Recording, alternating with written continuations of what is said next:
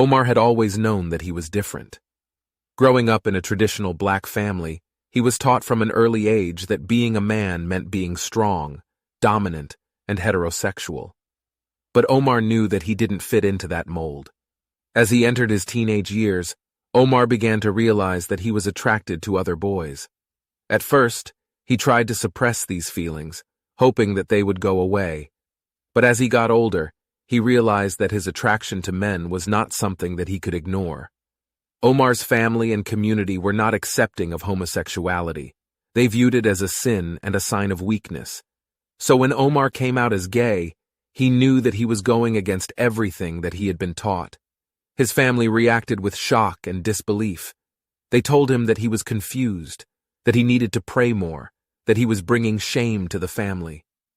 Omar's mother cried and begged him to change, to be the son that she had always wanted him to be.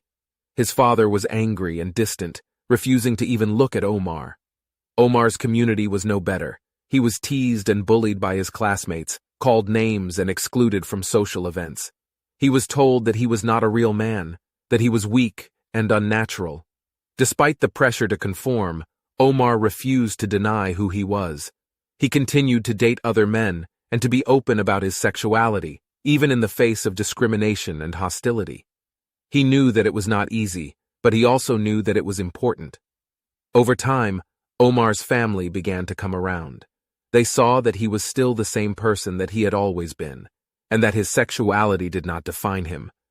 They realized that they loved him for who he was, not who they wanted him to be. Omar's community also began to change. As more people came out as gay, lesbian, or transgender, attitudes began to shift. People began to realize that being different was not something to be feared, but something to be celebrated. Omar knew that the road ahead would still be difficult.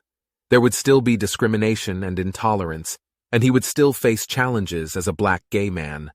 But he also knew that he had the strength and resilience to face those challenges head-on, and to live his life authentically, with pride and dignity.